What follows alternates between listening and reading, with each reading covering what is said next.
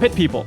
Yeah. It's a weird name. So this is the game that was called the fourth game 4 from Behemoth for years and years and years, and now it's finally out. Pit People. It's been early access for a while, right? Yeah, like a year. Okay, Yeah. so this is the team that brought us. Who can forget? I mean, this is the team that created Newgrounds too. Like Tom Fulp was like one of the founders of Newgrounds, that Flash site. Oh, interesting. So yeah, they didn't create Flash games, but they were like one of the biggest names in Flash games for a long time. Yeah, and they've definitely carried that look moving forward. But Kyle, help me out. Alien Hominid. There we go. Right? Yep. Which is Castle maybe Crashers. like one of the first legitimate indie games, if we want to get really fancy about it. Interesting. Castle Crashers. Castle Crashers, and the last one that I can never remember. Battle Block Theater. Battle Block Battle Block Theater. That's right. And so this is the turn-based strategy game. It's fun talking about Into the Breach last week, and now we're talking about Pit People. Vaguely similar concept of we want to kind of simplify tactics a little bit. Pit People seems to go to a much simpler degree than Into the Breach. So what do you think of the game so far?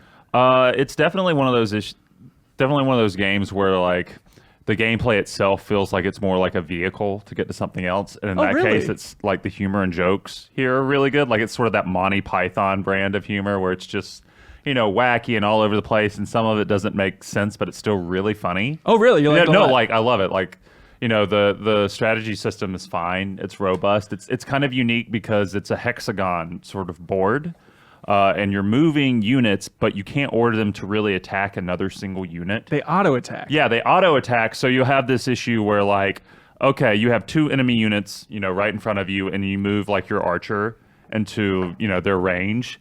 They'll just randomly fire on one of them, and that creates sort of an unpredictability bit that can be exciting sometimes, but is often frustrating. Like, for example, one time I had an archer fire on an enemy that was standing next to the enemy I wanted to target, but that enemy died, and it happened to be one of the units that explodes upon dying. no. So it did this huge area damage attack that like damaged 4 of my foes. So that was kind of cool. And you'll often run into stuff like that, but it can be frustrating. And it feels like so much of the strategy isn't actually on the board. It's in preparation because you get to dictate what your party is made up of. And their equipment and everything. Yeah. So for example, like you can have like, if you want just 6 dudes with swords, that's a really bad idea. But it's you usually want a healer, and there's other choices you can have. Like if you want a big Cyclops kind of monster that is a bruiser kind of class that can do a lot of damage, it takes up 2 slots instead of 1. Interesting. So a lot of the strategy in the game is actually in preparation, and that can be frustrating because in the story missions, there are some missions that are like, they have special objectives. Like one of them, you have to murder an entire retirement home filled with cupcake people within 10 turns. Jesus Christ. And it sounds awful, but it's really funny. Because like one of your antagonists, his name is Jerkimedes. It's pretty good. Okay. Yeah. And it's Hanson really likes subtlety, so he's turned off. Yeah, you're right. That's why I don't like Shape of Water. But no, so like I started this game as well. It is.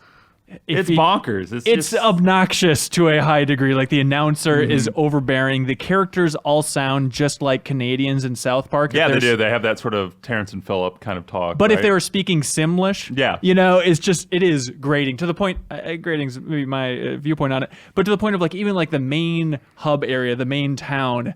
Every building's like jumping around like it's made of Jello and it's in a silly symphony. It is just so overbearing. Yeah, and I don't think I mind it that much. I could definitely like see how it would be, but like as someone who like grew up with sort of that aesthetic and played like Flash cartoons on Newgrounds all the time, and you're just kind of generally obnoxious. Yeah, exactly. Yeah. I'm super obnoxious, but it doesn't bother me. There are definitely some parts where I'm like, oh, okay, that's an interesting choice. Like, for example, at any point when you're roaming the world map with your carriage, you can press Q on your keyboard or whatever button on your Xbox, and you can poop. You can make your noble steed poop.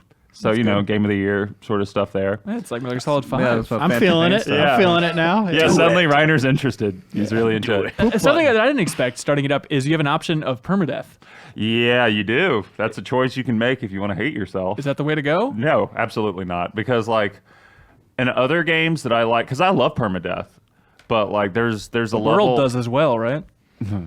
Oh boy. But like XCOM and Fire Emblem, like What?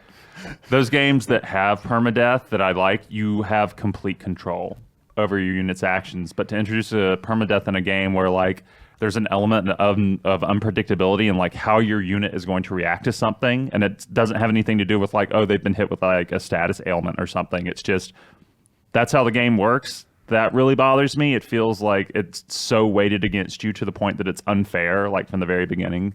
Yeah. So I wouldn't play with permadeath on. That seems like a real way to get screwed real easily. And not too far into the game, you get nets as an option for like capturing other people. Is that a big part of the game? Is kind of like a Pokemoning your way through and capturing other units? I mean, honestly, I captured like 4 units as I was going through the story, and I didn't really use them that much. Like, I got my team together. I got my dirty dozen or whatever together, and I stuck with them for the majority of the game. I think I replaced 1 unit towards the end, which was this Pixie class that's like an aerial class that can just dominate with explosive attacks and stuff. Okay.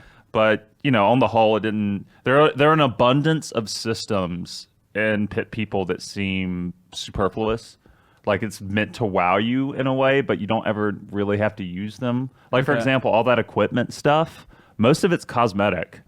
Like, the armor and stuff, it doesn't really add anything. It feels like it's just like, oh, here's a goofy hat. Right. Which, that's cool for customizing your characters, but it's just the way they present it, that it suggests that it's going to be, like, more involved than it is. Yeah. But it's not really. So overall, maybe not as tactical and as intelligent as Into the Breach. Yeah, but I was talking with Miller with this like 5 minutes before I came down to record this. It was real hard following up Into the Breach with Pit People in terms of like what I was playing, because it was like, oh, this is not nearly as involved as Into the Breach. Which, that's kind of unfair, because Into the Breach is just so good. Yeah. Like, it's really damn good. Like, it's one of the best strategy games I've played in a long time. Wow. So, Pit People, which has a robust strategy system, it's fine. It makes some interesting decisions that don't always play out. But, it's still a fun, solid game. I dug it. thank you so much for watching this excerpt from the Game Informer Show podcast. You can subscribe to the audio version and listen to new episodes airing every Thursday. We cover big games on the horizon, games that we've just reviewed. We have long-form developer interviews, a lot of fun stuff. So check it out every Thursday.